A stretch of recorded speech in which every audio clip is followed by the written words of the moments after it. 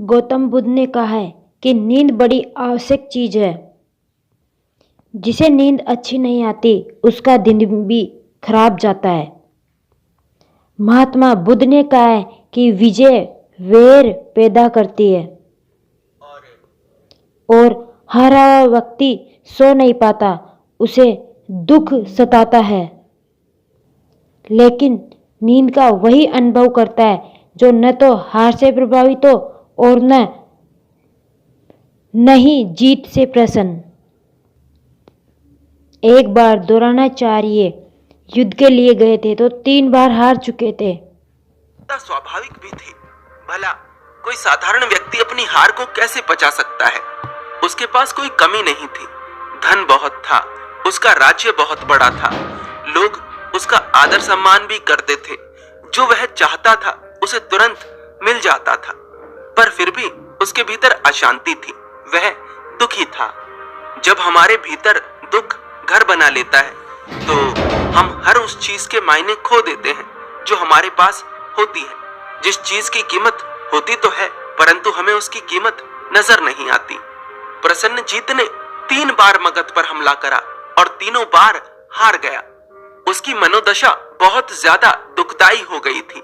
उसका मन उसे दुख के सिवाय कुछ नहीं दे रहा था।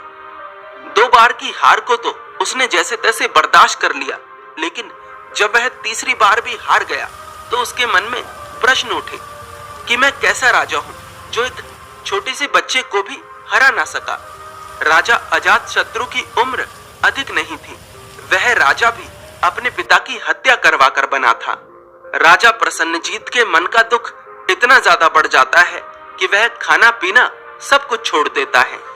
पर ऐसा करने पर भी शांति कैसे मिलेगी? ऐसे करने से कहीं शांति आती है? ऐसे करने से कहीं निद्रा आती है? ऐसा करने से तो अशांति बढ़ती है। एक आत्महत्या कर रहे व्यक्ति के जीवन में शांति कैसे आ सकती है? राजा प्रसन्नजीत विक्षिप्त हो गया था, वह असह्य दुख में डूब गया था। बुद्ध के भिक्षुओं ने यह बात बुद्ध को बताई। राजा प्रसन्नजीत कभी कभी बुद्ध को सुनने आया करता था, परंतु दुख की बात यह थी कि उसने बुद्ध को सुना तो बहुत, परंतु वह समझा कुछ नहीं। प्रसन्नजीत बुद्ध को सुनने आता था, पर फिर भी यह दौड़ जारी ही रही। वह अपने मन को भ्रमित करता ही रहा और अंत में दुख में आकर डूब गया। बौद्ध भिक्षुओं ने बुद्ध को बताया कि राजा प्रसन्नजीत 3 बार युद्ध में हार गया है, जिसके कारण उसकी मानसिक अवस्था खराब हो गई है।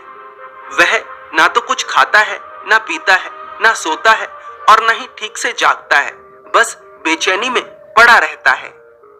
बुद्ध ने अपने भिक्षुओं से कहा, प्रिय भिक्षुओं, ना तो जीत में सुख है ना हार में। व्यक्ति जीतने के बाद वैर को पैदा करता है और हारने के बाद सुख से सो नहीं पाता, क्योंकि जिससे तुम जीते हो वह तुमसे बदला लेना चाहेगा।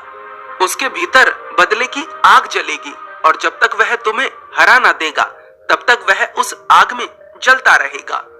विजयी पुरुष की अलग समस्याएं हैं और पराजित पुरुष की अलग। विजयी पुरुष को अपनी सुरक्षा बढ़ानी पड़ती है और पराजित पुरुष अपनी हार की गिलानी में डूबा रहता है। विजयी पुरुष के भीतर भय पैदा होता है और पराजित पुरुष के भीतर क्रोध। दोनों ही दुखदाई हैं। बुद्ध ने कहा है, लेकिन जो उपशांत है वह जय और पराजय को छोड़कर सुख की नींद सो पाता है। उपशांत शब्द को समझना आवश्यक है। उपशांत शब्द का अर्थ है उत्तेजना का ना होना। उत्तेजना का अर्थ है हड़बड़ाहट। प्रसन्नजीत के अहंकार को चोट लगी थी, इसलिए वह सोचता है कि अब जीने का क्या अर्थ है, मर ही जाता हूं। ज्यादातर लोग अहंकार से भरा जीवन ही जीते हैं। वे उस जीवन को जानते ही नहीं जो अहंकार से परे है, और जो जान लेता है वह अपने भीतर आत्महत्या का विचार कभी नहीं लाता।